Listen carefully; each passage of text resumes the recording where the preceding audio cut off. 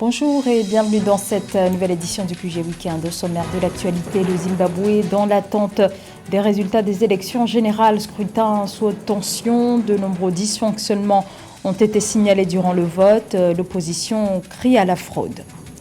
Un référendum est annoncé en Éthiopie afin de déterminer le statut d'un territoire que se disputent les régions de l'Amara et du Tigré. Le Kenya remporte son 10e titre à la Coupe d'Afrique des Nations de volleyball en battant l'Égypte en finale.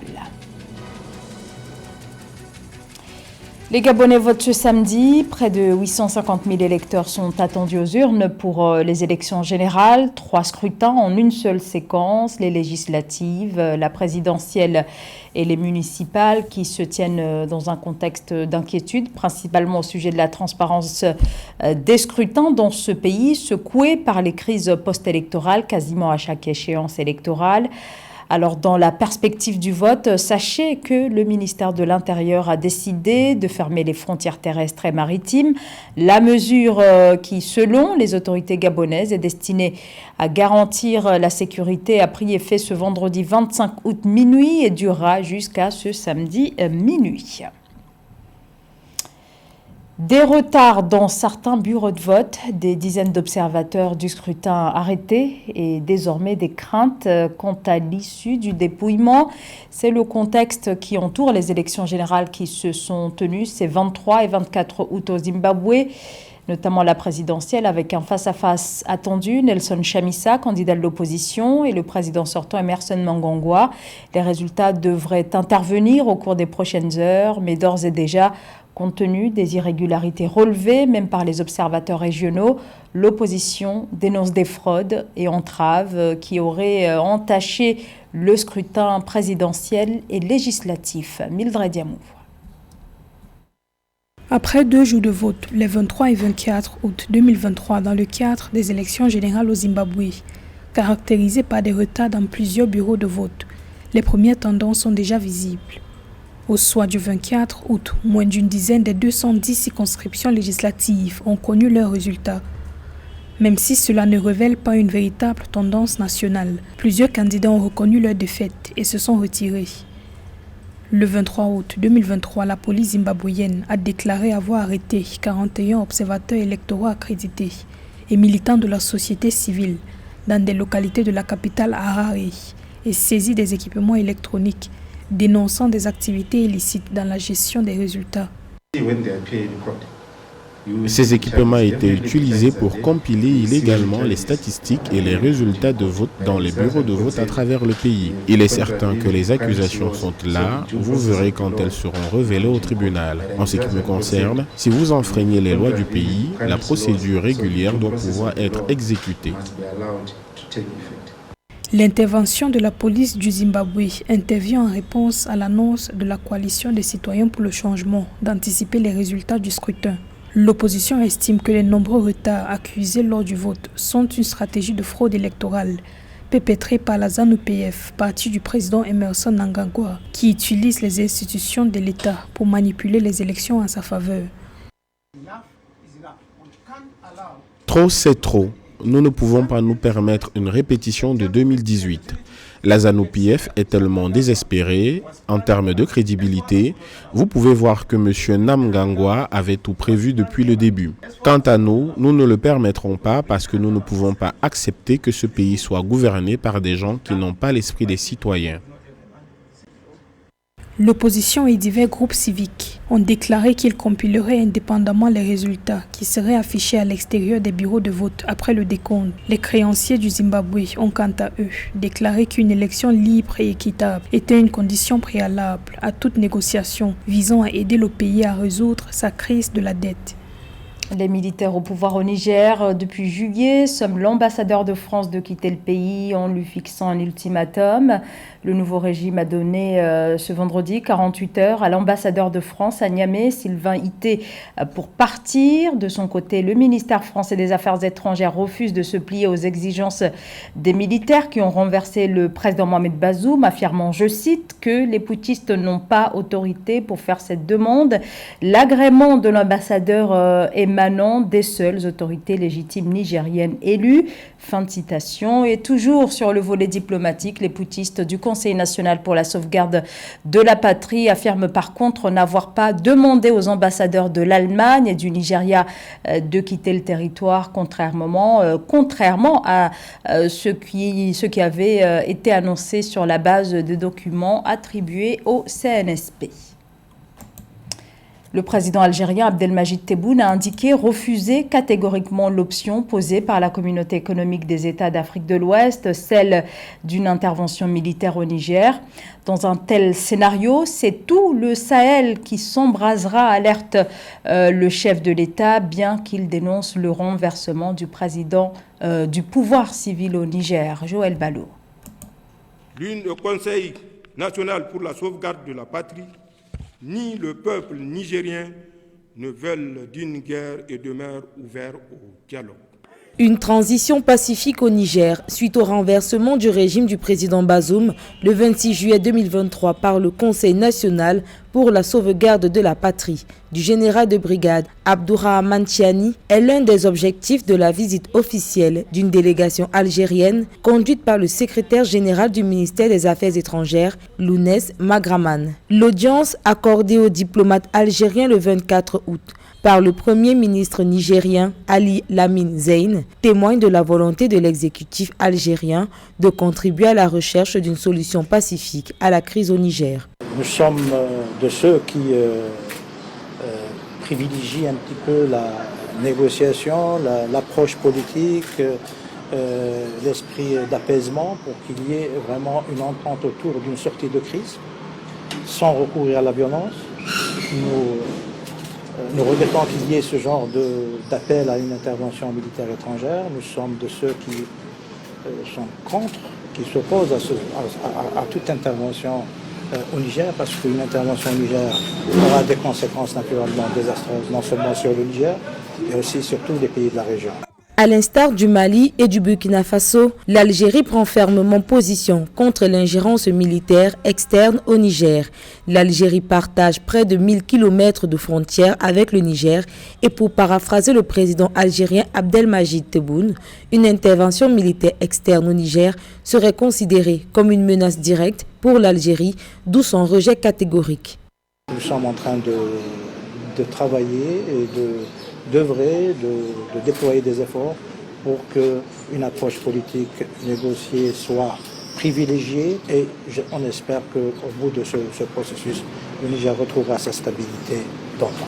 Le 10 août, la CEDEAO avait annoncé son intention de déployer une force ouest-africaine pour rétablir l'ordre constitutionnel au Niger. Contre cette intervention et pour matérialiser leur soutien au Niger, le Mali et le Burkina Faso confirment le déploiement d'avions de guerre pour répondre à toute forme d'agression contre le Niger.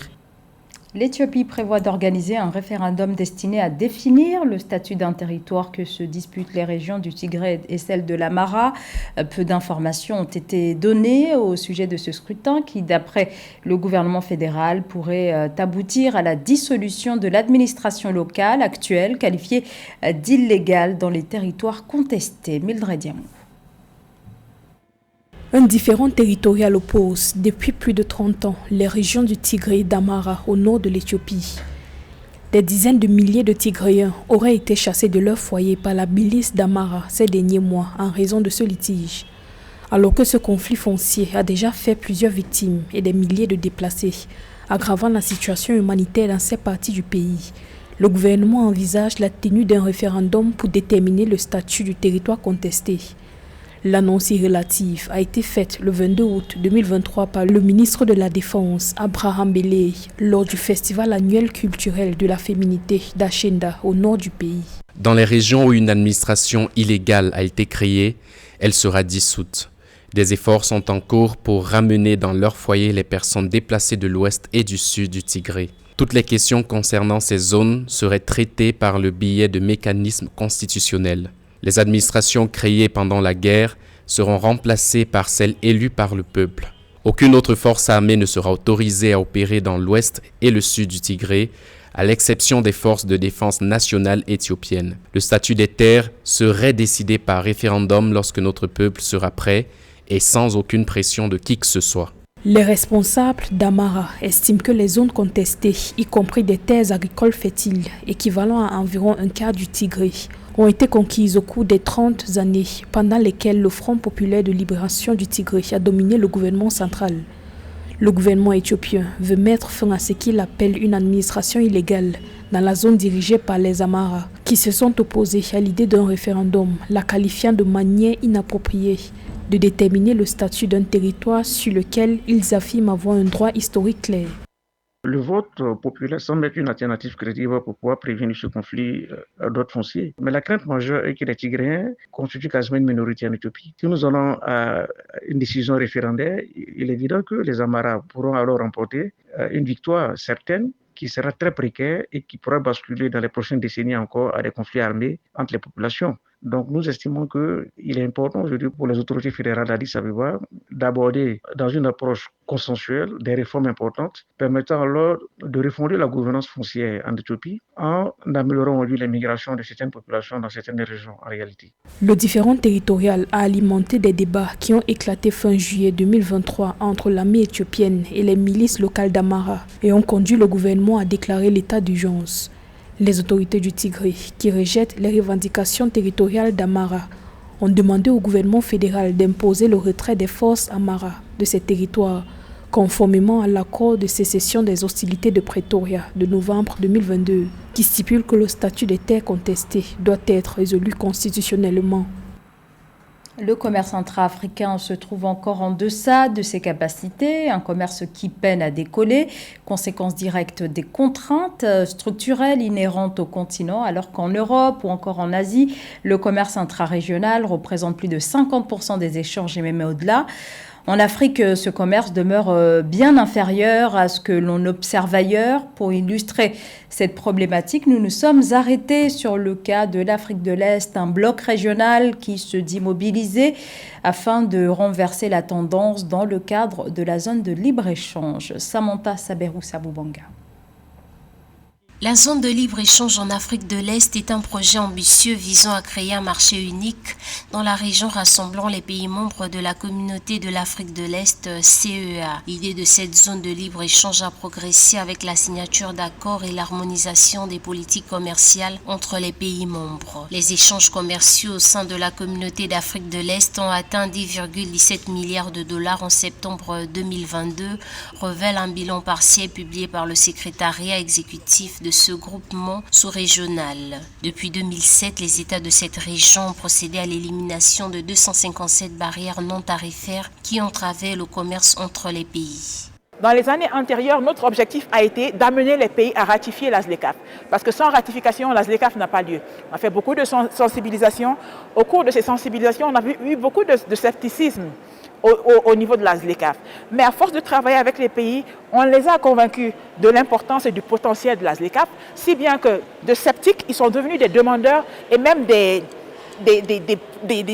en première ligne en matière de plaidoyer pour implémenter la ZLECAf. L'intégration commerciale régionale est une pierre angulaire des politiques commerciales des États de la communauté de l'Afrique de l'Est, CEA, afin de faciliter le commerce des marchandises dans cette sous-région dont le marché est évalué à environ 146 millions de consommateurs. Des progrès significatifs ont été réalisés depuis la mise en œuvre de la zone de libre-échange en Afrique de l'Est. Depuis lors, les pays membres de la CEA ont adopté un certain nombre de mesures visant à faciliter le commerce telles que la réduction des droits de douane et l'harmonisation des politiques fiscales.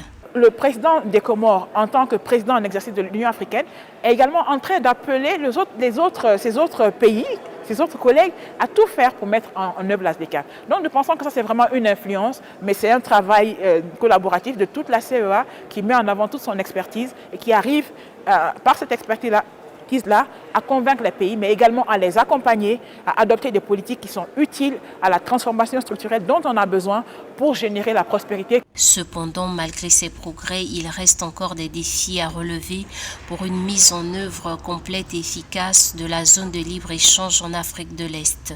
Certains pays membres de la CEA ont des économies moins développées que d'autres et peuvent avoir du mal à s'adapter aux nouvelles politiques commerciales. De plus, Les infrastructures de transport et logistique dans la région doivent encore être améliorées pour faciliter les échanges commerciaux. Du sport maintenant avec la CAN de volleyball. Le Kenya, une nouvelle fois championne d'Afrique. La sélection a remporté ce jeudi la compétition à l'issue de la finale face à l'Égypte.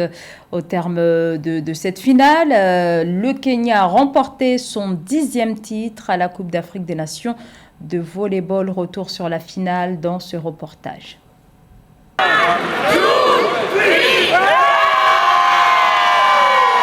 Historique, les Kenyans sont champions d'Afrique de volley pour la 10e fois.